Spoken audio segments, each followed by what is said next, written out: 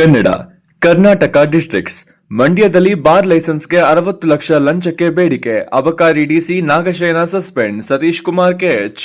ಮಂಡ್ಯದಲ್ಲಿ bar license ನೀಡಲು 60 ಲಕ್ಷ ಲಂಚಕ್ಕೆ ಬೇಡಿಕೆ ಇಟ್ಟ ಆರೋಪದ ಮೇಲೆ ಜಿಲ್ಲಾ ಅಬಕಾರಿ ಉಪ ಆಯುಕ್ತ ನಾಗಶಯನ ಅವರನ್ನು ಸರ್ಕಾರ ಅಮಾನತುಗೊಳಿಸಿದೆ.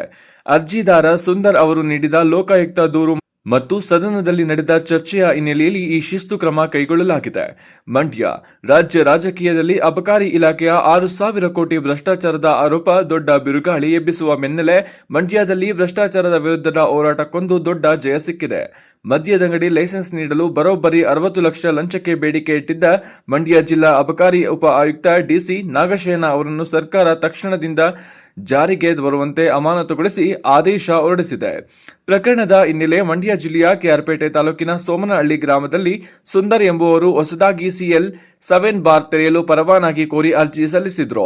ಆದರೆ ಅಬಕಾರಿ ಅಧಿಕಾರಿಗಳು ಸಣ್ಣ ಪುಟ್ಟ ಕಾರಣಗಳನ್ನು ನೀಡಿ ಪದೇ ಪದೇ ಅರ್ಜಿಯನ್ನು ವಜಾ ಮಾಡುತ್ತಿದ್ದರು.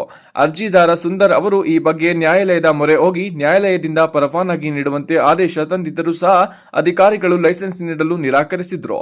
60 ಲಕ್ಷಕ್ಕೆ ಬೇಡಿಕೆ ಇಟ್ಟಿದ್ದ ಅಧಿಕಾರಿ ಪರವಾನಗಿ ನೀಡಬೇಕಾದರೆ 60 ಲಕ್ಷ ಲಂಚ ನೀಡಬೇಕು ಎಂದು ಉಪ ಆಯುಕ್ತ ನಾಗಶಯನ ಅವರು ಸುಂದರ್ ಅವರಿಗೆ ಬೇಡಿಕೆ ಇಟ್ಟಿದ್ದರು ಎಂದು ಆರೋಪಿಸಲಾಗಿದೆ. ಈ ಭ್ರಷ್ಟಾಚಾರದ ಆಡಿಯೋ ಸಂಭಾಷಣೆಯನ್ನು ರೆಕಾರ್ಡ್ ಮಾಡಿಕೊಂಡಿದ್ದ ಸುಂದರ್ ಧೃತಿಗೆಡದೆ ಲೋಕಾಯುಕ್ತಕ್ಕೆ ದೂರು ನೀಡಿದ್ರು. ಕಳೆದ 1 ವರ್ಷದಿಂದ ಈ ಭ್ರಷ್ಟಾಚಾರದ ವಿರುದ್ಧ ಸುಂದರ್ ನಿರಂತರವಾಗಿ ಏಕಾಂಗಿ ಹೋರಾಟ ನಡೆಸುತ್ತಾ ಬಂದಿದ್ದರು. ಸದನದಲ್ಲಿ ಪ್ರತಿನಿಧಿಸಿದ ಅಗರ್ಣ ಈ ಪ್ರಕರಣವು ಪ್ರಸ್ತುತ ನಡೆಯುತ್ತಿರುವುದು